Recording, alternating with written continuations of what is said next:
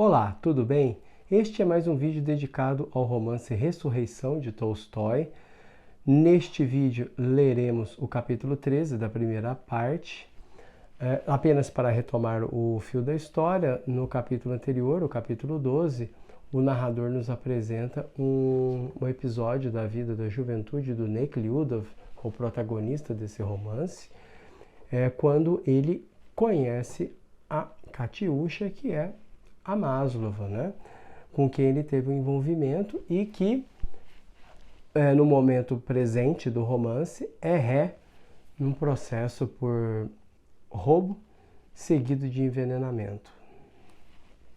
Muito bem, então vamos ler aqui então os dois primeiros parágrafos desse capítulo 13, que aqui na minha edição da Kozak Naif está na página 59. Então vamos ler aqui, ó. Depois disso, durante os 3 anos seguintes, Nekhludoff não viu Katiusha e só a viu quando, promovido a oficial e a caminho do exército, foi visitar as tias, já transformado num outro homem, muito diferente daquele que, 3 anos antes, passara uma temporada com elas. Antes era um jovem puro, abnegado, disposto a entregar-se a qualquer boa causa. Agora era um egoísta depravado, requintado, que só amava o seu prazer. Antes, o mundo de Deus apresentava-se como um mistério que, com alegria e entusiasmo, ele tentava decifrar. Agora, tudo naquela vida era simples e claro, determinado pelas condições de vida em que ele se encontrava. Antes, o necessário e o importante era o contato com a natureza e com as pessoas que tinham vivido, pensado e sentido antes dele. Filosofia, poesia. Agora, o necessário e o importante eram as instituições humanas e as relações com seus companheiros. Antes, a mulher lhe parecia misteriosa e encantadora, uma criatura encantadora justamente por causa daquele mistério. Agora, o sentido da mulher, de todas as mulheres, exceto as da sua família e as esposas dos amigos, estava bem determinado. A mulher era um dos melhores instrumentos de prazer que ele já experimentara. Antes, não precisava de dinheiro e podia viver sem gastar nem 1/3 do que a mãe lhe dava. Pôde renunciar às terras do pai e entregá-las aos camponeses. Agora, não bastavam os 1.500 rublos mensais que a mãe lhe dava e já tivera discussões desagradáveis com ela por causa de dinheiro. Antes, considerava que a sua essência espiritual era o seu verdadeiro eu. Agora, achava que o seu eu era um de um animal saudável e bem disposto. Muito bem. O narrador, então, ele nos conta que o Nekhludoff mudou e nos relata essas mudanças, né? O que ocorreu com ele, né? O que nós percebemos de pronto?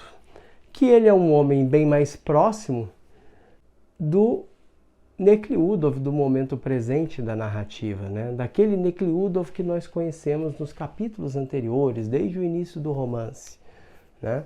Ele é bem mais... O Nekhludoff descrito aqui pelo narrador, ele é bem mais próximo do Nekhludoff que aparece no começo do romance e bem mais distante daquele Nekhludoff, daquele jovem Nekhludoff que o narrador nos apresentou no capítulo anterior. Bom, o que chama atenção aqui é que essas mudanças todas que estão aqui relacionadas no segundo parágrafo, elas ocorreram no período de 3 anos, né? Então houve de fato uma mudança brusca no Nekhludoff num período curto de tempo, se você pensar bem, né? As mudanças são várias, né? Ele mudou bem, né? Daquele jovem Nekhludoff, né? Depois de ler esses 2 parágrafos iniciais, a gente pensa, bom, mas o que aconteceu para ocorrer uma mudança tão brusca num período tão curto de tempo? E é aí que nós vamos ler, então, o terceiro parágrafo. E toda essa terrível transformação ocorreu só porque ele parou de acreditar em si e passou a acreditar nos outros. Parou de acreditar em si e passou a acreditar nos outros porque viver acreditando em si era difícil demais. Acreditando em si, todas as questões tinham sempre de ser resolvidas, não em proveito do seu eu animal, que busca alegrias fáceis, mas sim quase sempre contra ele. Já acreditando nos outros, não era preciso resolver nada. Tudo já estava resolvido e sempre era resolvido contra o eu espiritual e em favor do eu animal. Além disso, acreditando em si, ele sempre estava sujeito ao julgamento das pessoas. Acreditando nos outros, recebia a aprovação das pessoas à sua volta. Muito bem, então está aqui o motivo, né? O que ocorre aqui então? O Nekhlyudov, ele cedeu às outras pessoas, ele cedeu à opinião das outras pessoas, ele cedeu à maneira de pensar das outras pessoas, né? Ou seja, ele aniquilou aquele eu que havia no capítulo anterior, desculpa, né? Então, aquele jovem Nekhlyudov, né, quase um idealista, né, que trocava ali romances, leituras, né, com a Maslova, essa pessoa parece que desapareceu, né? E ele então, o que acontece aqui com ele? Ele sempre se deixa levar e se decidir em favor do seu eu animal, né? Ou seja, ele se brutalizou, né? Ele é como se ele tivesse provocado uma selvageria contra si mesmo, né? Porque toda aquela dimensão humana que havia nele, ele coloca de lado, né? Ele deixa isso de lado, né? E prefere ser conduzido pelas outras pessoas, né? Então, à primeira vista, é isso que acontece com ele, de acordo com o que o narrador nos conta aqui. O que é interessante aqui é o seguinte: esse parágrafo é o ponto de encontro com o Nekhlyudov que nós conhecemos lá no começo do romance, né? Essas características que ele está nos contando aqui, nesse terceiro parágrafo, elas são as mesmas daquele Nekhlyudov que nós conhecemos lá no começo do romance. Observe aqui como o narrador ele faz a amarração, né, desses dois pontos, né? Então observe bem, nós conhecemos um Nekhlyudov cheio de indecisões, né? Um Nekhlyudov que era conduzido pelos prazeres, né? E justamente por ser conduzido pelos prazeres e por ser levado pelos sabores do seu tempo, pelas opiniões das outras pessoas, ele não conseguia se decidir a respeito de coisas importantes da sua vida, né?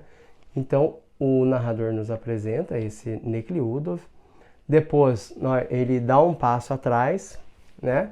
Ele vai num momento bem anterior da narrativa, quando ele era jovem, e nos apresenta um Nekhlyudov totalmente diferente, né? Quase um idealista, né? E agora ele nos apresenta este Nekhlyudov que é bem mais próximo daquele do começo do romance, né? Ou seja, as pontas se unem aqui, né? Aqui nós compreendemos melhor como ele chegou nesse estado onde hoje ele se encontra, né? O mesmo aqui o narrador fez com a Maslova, só que num outro episódio, né? Ele fez isso num outro capítulo, né? Eu não me lembro aqui de cabeça, mas ele fez isso provavelmente no capítulo 2. Ele fez isso no capítulo 2, que ele conta toda a história da Maslova, desde o seu nascimento até o momento em que ela se tornou ré, né? Foi presa, até o momento que ela foi presa, né? E se tornou a ré desse julgamento. Então, o Tolstói, ele faz esses recuos na narrativa para nos mostrar, para que o leitor compreenda melhor a história de cada um desses personagens e principalmente para que o leitor compreenda o porquê deles reagirem desta maneira, como hoje eles reagem, né?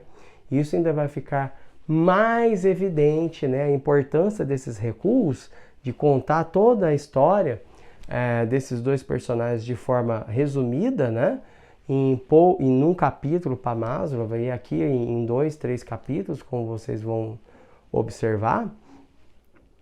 A importância desse recuo vai ficar ainda mais clara quando, no decorrer da narrativa, quando nós nos depararmos com as reações de cada um desses dois personagens às situações que serão apresentadas, tá? Outro ponto importante aqui a destacar é que todos esses dois recuos, tanto o que ocorreu com a Maslova no capítulo 2, como o que está ocorrendo agora com o Nekhlyudov no capítulo anterior, neste capítulo, é que o narrador, ele não está nos mostrando nada, ele está nos contando, né? Então ele fala aqui, né, que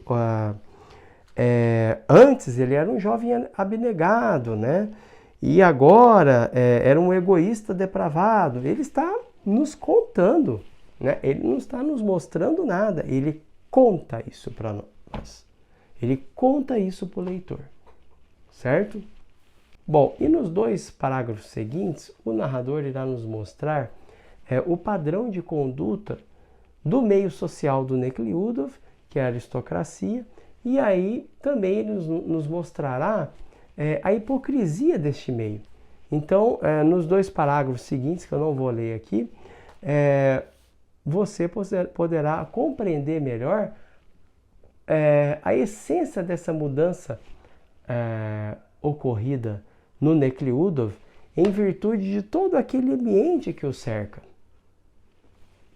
Bom, agora eu vou ler aqui os parágrafos 6 e 7, que vai trazer aqui algumas reflexões do Nekhlyudov, a época em que essas mudanças aconteceram, né? De início, Nekhlyudov lutou, mas lutar era difícil demais, porque tudo que ele, acreditando em si, considerava bom, os outros consideravam ruim e, ao contrário, tudo que ele, acreditando em si, considerava ruim, era considerado bom por todos à sua volta. E Nekhlyudov acabou rendendo-se. Parou de acreditar em si e passou a acreditar nos outros. No início, essa renúncia de si mesmo foi desagradável.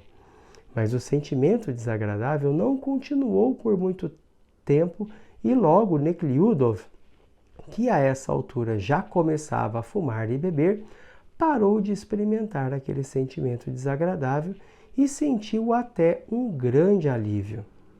E Nekhlyudov, com o fervor de sua índole, rendeu-se de todo àquela vida nova, aprovada por todos à sua volta, e abafou completamente dentro de si a voz que exigia outra coisa.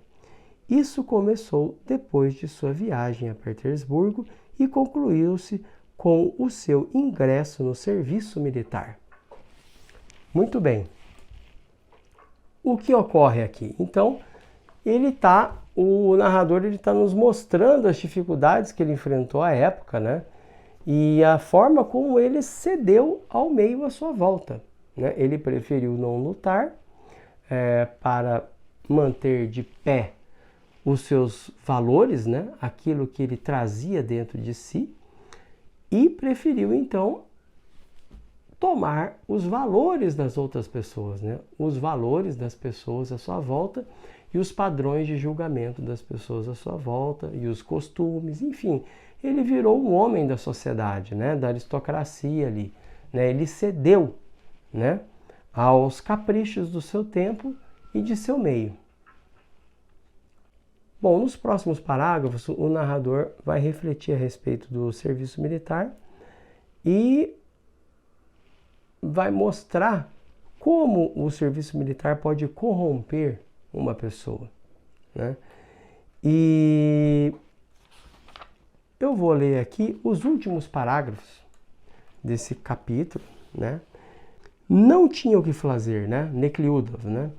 Não tinha o que fazer, exceto vestir uma farda lindamente costurada e escovada não por ele, mas sim por outras pessoas, e fornecida também por outras pessoas. Montar belos cavalos domados, adestrados e alimentados também por outras pessoas, em exercícios ou em paradas, sempre junto com as mesmas pessoas, e galopar, brandir o sabre, atirar e ensinar tudo isso a outras pessoas. Não havia mais nada o que fazer e os homens da mais alta posição social, jovens, velhos, o czar e os que lhe eram próximos, não só aprovavam aquela função, como ainda elogiavam e agradeciam por isso. Depois de tais atividades, considerava-se bom e importante desperdiçar o dinheiro recebido e que não se via de onde vinha, reunindo-se para comer e, sobretudo, para beber nos clubes de oficiais ou nas tabernas mais caras. Depois, teatros, bailes, mulheres, e depois, de novo, andar a cavalo, brandir os sabres, galopar e, de novo, desperdício de dinheiro, bebidas, cartas, mulheres. Essa vida produz uma degradação em especial nos militares, porque se um civil leva uma vida assim, ele não pode, no fundo da alma, deixar de envergonhar-se dessa vida. Já os militares consideram que assim deve ser. Elogiam-se e orgulham-se dessa vida, sobretudo em tempo de guerra, como era o caso de Nekliudov, que foi servir o exército após a declaração de guerra com a Turquia. Estamos prontos a sacrificar a vida na guerra e, portanto, essa vida despreocupada, alegre, não só é desculpável, como também é necessária para nós. Vivemos assim mesmo. Nekliudov, naquela fase da vida, pensava assim. Durante todo aquele tempo, sentia o enlevo da libertação de todos os obstáculos morais que antes ele se impunha e encontrava-se o tempo todo num estado crônico de loucura egoísta. Em tal estado, encontrava-se também quando, após 3 anos, voltou a visitar as tias. Ou seja, voltou para a casa das tias. É muito interessante esses últimos parágrafos aqui, porque a impressão que nos passa é que ao estado de degradação promovido pelo serviço militar, se somassem já a degradação particular do Nekliudov, a degradação que ele já estava vivendo, com as mudanças, em virtude das mudanças que foram apresentadas no começo desse capítulo. Então, observe que o serviço militar, ele é, aos olhos do narrador, como ele nos conta aqui, uma forma de reforçar aquela degradação que ele já estava vivendo, né? Porque, observe bem o que ele diz aqui, né? Ele fala aqui, né? Estamos prontos a sacrificar a vida na guerra e, portanto, essa vida despreocupada, alegre, não só é desculpável, como também é necessária para nós. Vivemos assim mesmo. Ou seja, observe que as mudanças apontadas no começo do capítulo mostram que ele se distanciou de si mesmo, já é uma degradação, e agora o ingresso no serviço militar aponta um distanciamento da realidade, da vida em sociedade, né? É muito interessante isso aqui, como o narrador ele apresenta essa mudança radical no Nekliudov, né? Os feixes, né? As vertentes, né? Dessa mudança, né? Ocorrida no seu íntimo quando ele começa a se deixar levar pelos outros, né, pelos sabores do seu tempo, pelas opiniões das outras pessoas, pelos padrões de julgamento das outras pessoas, e aqui com o serviço militar, em que ele se acha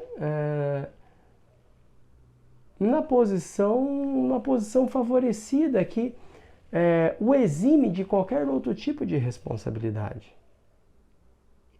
É muito interessante a forma como o narrador apresenta essa mudança no Nekhlyudov, né? Independente da pessoa concordar ou não com o narrador nessa visão que ele tem a respeito do serviço militar. Tá? Então, este é o capítulo 13. Espero que vocês tenham gostado desse capítulo.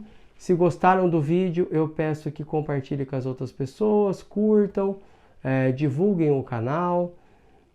Ok? Então, até o próximo vídeo.